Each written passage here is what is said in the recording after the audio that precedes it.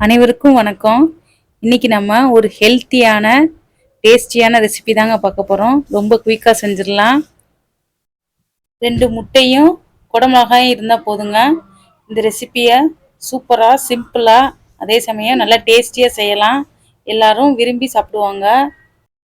இந்த ரெசிபியை மார்னிங் பிரேக்ஃபாஸ்ட்டாவோ இல்லை நைட் டின்னராக கூட சாப்பிட்லாம். ரொம்ப ஹெல்த்தியானது, ஈஸியாகவும் டைஜஸ்ட் ஆயிரும்.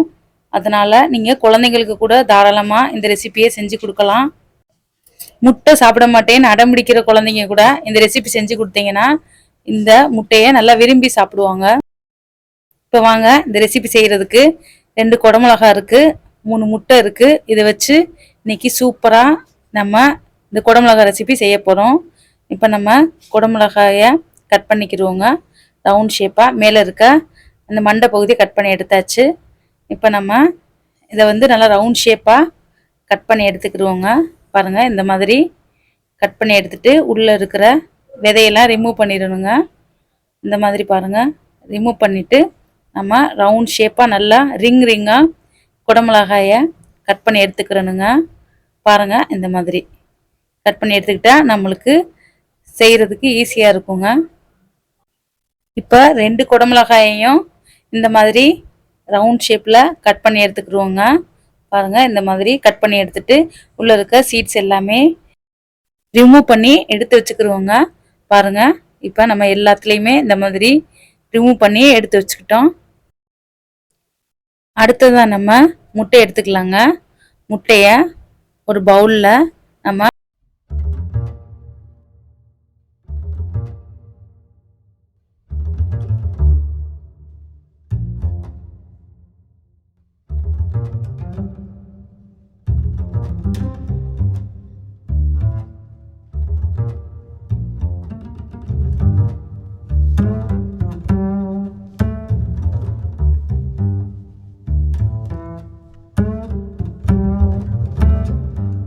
ஒரு கரண்டியை வச்சு நல்லா கலக்கி கொடுத்துக்கலாங்க. கொஞ்சம் நல்லா மஞ்சக்கரும் வெள்ளைக்கரும் மிக்ஸ் ஆகிற மாதிரி கொஞ்சம் நல்லா அடித்து கொடுத்துக்கலாங்க.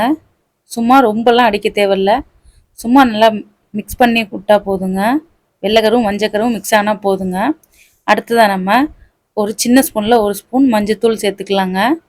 மஞ்சத்தூள் சேர்த்துக்கிட்டு அதையும் நம்ம இந்த முட்டையோட மிக்ஸ் பண்ணி விட்டுக்கலாங்க. அடுத்ததாக உப்பு சேர்த்துக்கலாங்க. உப்பு தேவையான அளவுக்கு நம்ம உப்பும் சேர்த்துக்கலாங்க. அடுத்ததாக நம்ம மிளகுத்தூள், மிளகை நல்லா நுணுக்கி சேர்த்துக்கலாங்க. அது 1 ஸ்பூன் கிட்டக்க சேர்த்துக்கலாங்க. அடுத்ததாக நம்ம சீரகத்தூள் சேர்த்துக்கலாங்க. சீரகத்தை தூளாகவும் போட்டுக்கலாம், இல்லைன்னா நம்ம இடித்து கூட சேர்த்துக்கலாங்க. 1-2 இடித்து சேர்த்துக்கலாம். நம்மளுக்கு மிளகுத்தூளும் சீரகத்தூளும் நம்மளுக்கு ஆம்லேட்டுக்கு நல்லா டேஸ்ட்டாக கொடுக்குங்க. அதே சமயம் ஈஸியாக டைஜஸ்ட் ஆகும். சீரகத்தையும் நம்ம 1-2 இடித்து சேர்த்துக்கிட்டாச்சு. அடுத்து கருவேப்பிலை மல்லியும் சேர்த்துக்கிட்டாச்சு. சேர்த்துக்கிட்டு இந்த எல்லாத்தையும் நல்லா மிக்ஸ் பண்ணி கொடுத்துக்கலாங்க. எல்லாத்தையும் நல்லா மிக்ஸ் ஆகிற மாதிரி மிக்ஸ் பண்ணி கொடுத்துட்டு நம்ம நல்லா பிரட்டி விட்டுக்கலாங்க. அடுத்ததாக வெங்காயம், சின்ன வெங்காயம் நல்லா பொடிசாக கட் பண்ணி வச்சுட்டு அதையும் இதோட சேர்த்துக்கலாங்க. சேர்த்துக்கிட்டு நல்லா கலந்து கொடுத்துக்கலாங்க. கலந்து கொடுத்தது அடுத்து அடுப்பு பற்ற வச்சுக்கலாங்க. அடுப்பு பற்ற வச்சு தோசைக்கல்லை வச்சுக்கிட்டு நம்ம தோசைக்கல் கொஞ்சம் காயிற அளவுக்கு வெயிட் பண்ணலாங்க. கொஞ்சமாக 1 ஸ்பூன் கிட்டக்க எண்ணெய் சேர்த்துக்கலாங்க.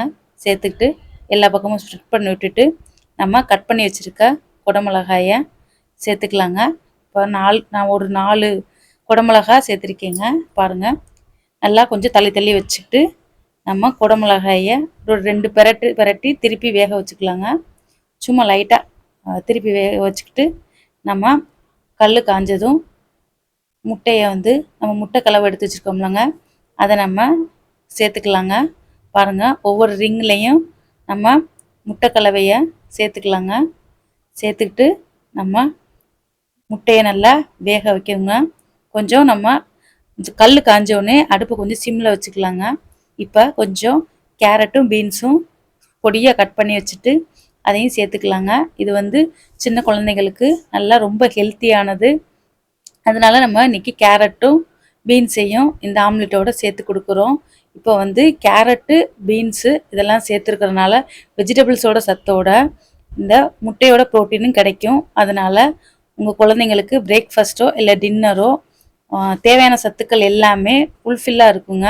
அதனால நீங்கள் இந்த மாதிரி வெஜிடபிள்ஸையும் இதோட சேர்த்து நீங்கள் செஞ்சு கொடுத்தீங்க அப்படின்னா உங்கள் குழந்தைங்க டேஸ்ட்டாக இருக்கிறதுனால விரும்பி சாப்பிடுவாங்க. அதே சமயம் காய்கறிகளில் இருக்கிற சத்தும் முட்டையில் இருக்கிற சத்தும் உங்கள் குழந்தைங்களுக்கு கிடைக்கும். இதை நல்லா திருப்பி போட்டு வேக வச்சு எடுத்துக்கலாங்க. பாருங்கள், நல்லா அடுப்பை நல்லா குறைச்சி வச்சுக்கிட்டு நம்ம தேவைன்னா எண்ணெய் ஊற்றிக்கலாம், இல்லைன்னா தேவையில்லைங்க. எண்ணெய் இல்லாமல் கூட இதை யூஸ் பண்ணலாம். இப்போ கொஞ்சமாக லைட்டாக எண்ணெய் தடவிட்டு கூட இந்த கேப்சிகம் ஆம்லெட்டை நல்லா திருப்பி போட்டு நல்லா வேக வச்சு எடுத்துக்கலாங்க.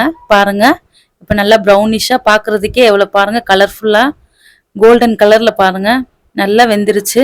நம்மளோட கேப்சிகம் ஆம்லேட்டு சாப்பிட்றதுக்கு நல்லா வெந்து கிடச்சிருச்சுங்க. பாருங்கள், சூப்பராக வெந்துருச்சு. இப்போ நம்ம சர்வ் பண்ணலாங்க. பாருங்கள், சர்வ் பண்ணியாச்சு பிளேட்டில். சூப்பராக வெந்திருக்கு பாருங்கள், உள்ளே நல்லா சாஃப்டாக இருக்குது, நல்லா வெந்திருக்கு. இப்போ நம்ம கெச்சப் தடவி சூப்பராக சர்வ் பண்ணலாம். நம்ம குழந்தைங்க நல்லா பக்கத்தில் இருக்க பெல் ஐக்கானை ப்ரெஸ் பண்ணுங்கள். தேங்க்ஸ் ஃபார் வாட்சிங்.